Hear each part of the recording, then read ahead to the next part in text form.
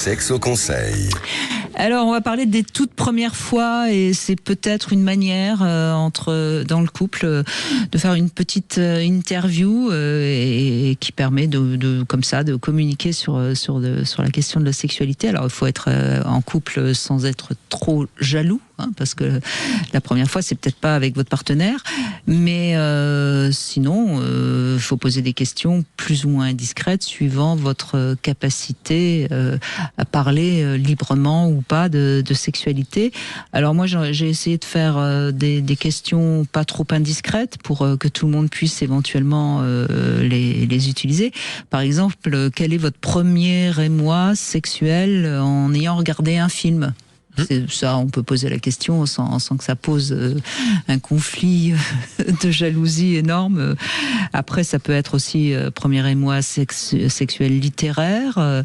Après le premier baiser, on peut peut-être quand même ça oser le poser. Alors le premier chagrin d'amour aussi, ça peut être sympa. Alors après la première masturbation, c'est pas non plus choquant. Je pense qu'on peut.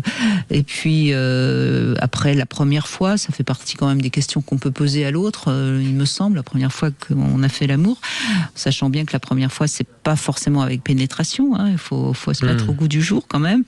Et puis après, on peut aller sur des choses un peu plus hard, comme je sais pas, la première fellation, le premier trio ou je ne sais quoi d'autre. Après, chacun suivant l'intimité et suivant votre liberté sexuelle.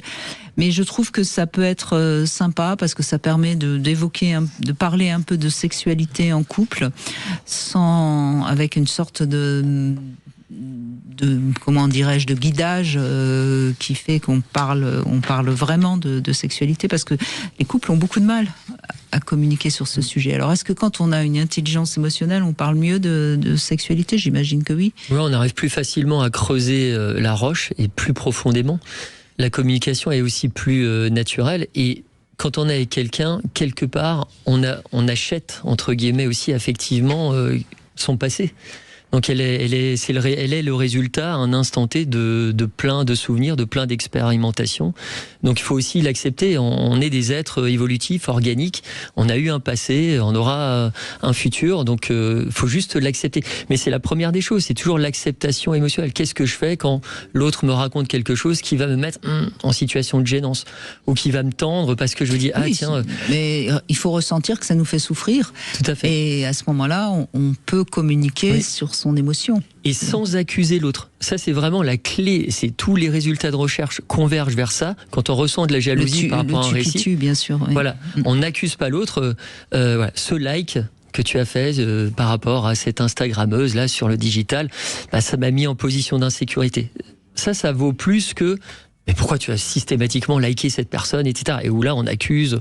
Il y a tout un tas d'hypothèses derrière, et la personne se braque quasi automatiquement. Oui, mais pour pouvoir parler de soi et de ce que ça nous a fait, c'est là où on voit bien qu'il faut déjà une petite intelligence émotionnelle. Sinon, naturellement, on va accuser l'autre. C'est ça. Et puis, les individus émotionnellement intelligents ont moins peur de la critique. Bien sûr. Ils ont moins peur d'être égratignés, mais que ce soit physique ou psychique. J'imagine Puy-Grenier avec les jeunes, la première réaction, c'est plutôt d'accuser l'autre, si on n'a pas un petit peu travaillé déjà sur soi.